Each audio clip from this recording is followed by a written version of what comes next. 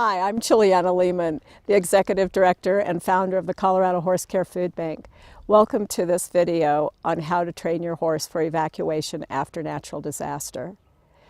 Colorado Horsecare Foodbank provides temporary grants of grain, hay, hoof care, and basic veterinarian care when Colorado horse owners experience temporary financial hardship. We typically help Colorado horse owners after job loss, medical expenses, and divorce. But in 2012 and then in 2013, Mother Nature hit Colorado hard.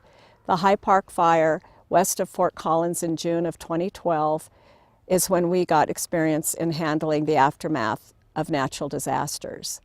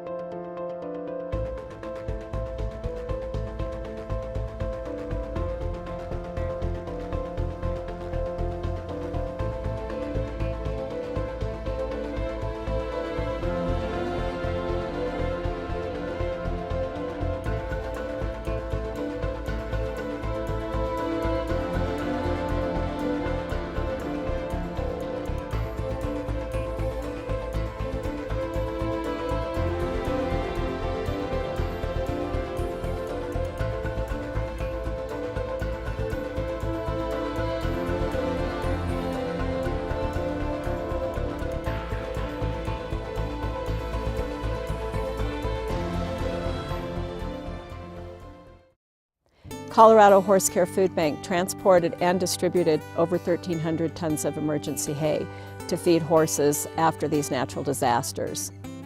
During the disaster relief work, we found that many horse owners didn't have a preset evacuation plan, nor were their horses trained to handle evacuation scenarios.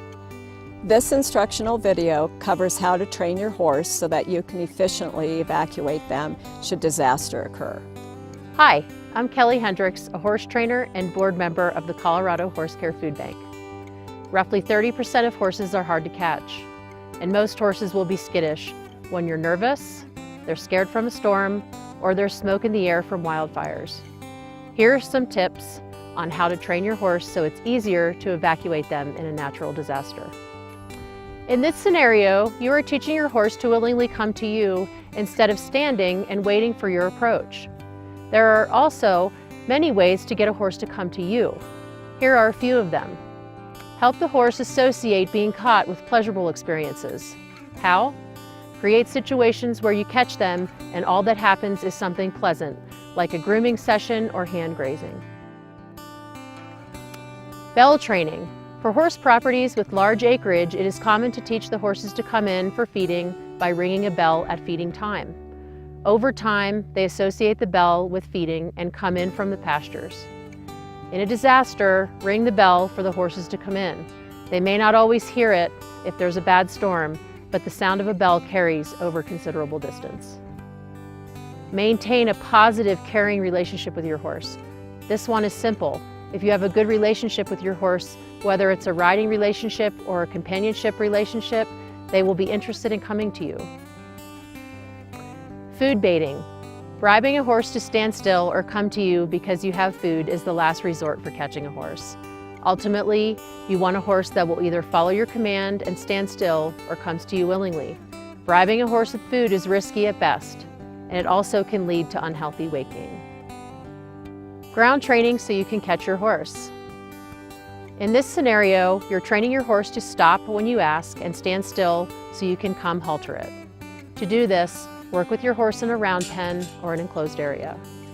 Use the lead rope to get your horse to move its feet.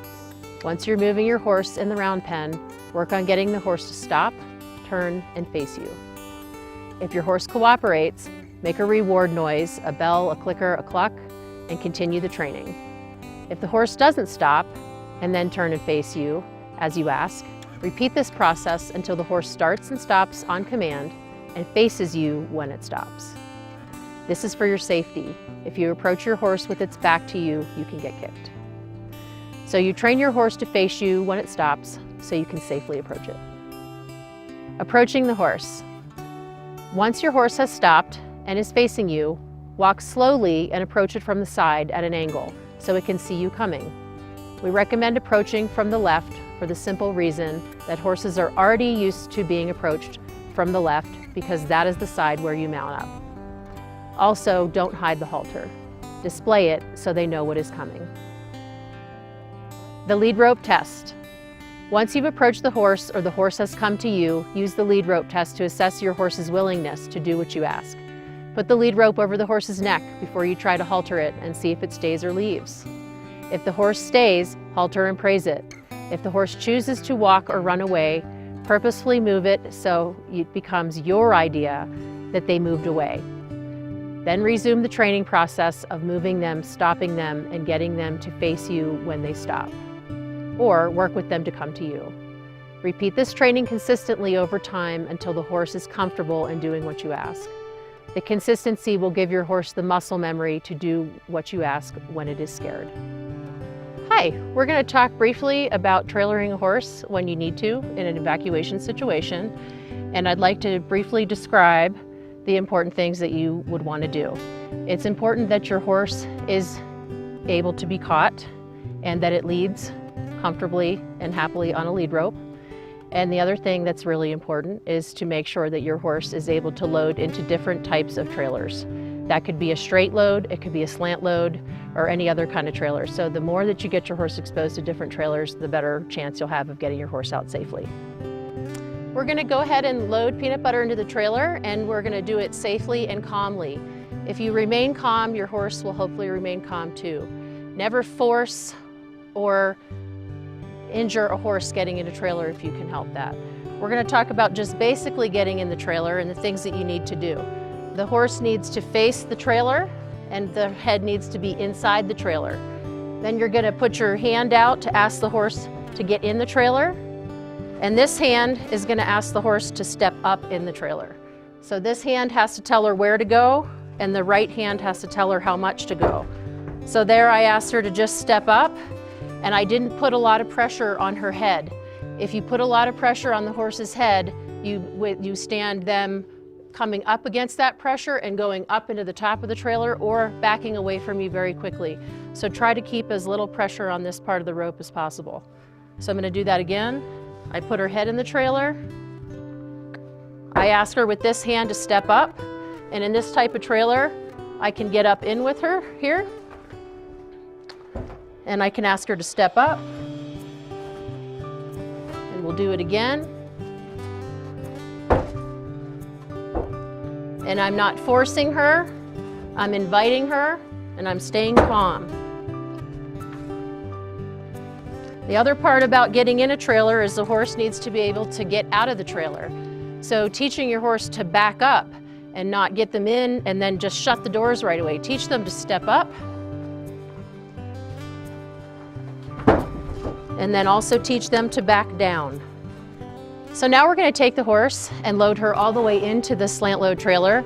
And the importance of teaching a horse to go all the way in the trailer is also the importance of teaching it to come all the way back out. A lot of horses do not like to back out of trailers. If they start trying to turn around, they can get stuck and get hurt. So we're going to walk her all the way in and then walk her all the way back out.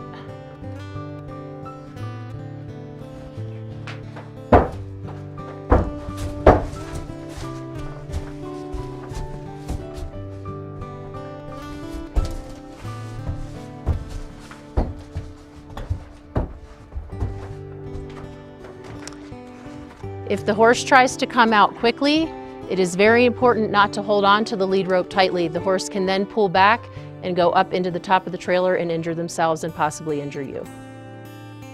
Practice these emergency preparedness steps and evacuation training with your horse consistently over time.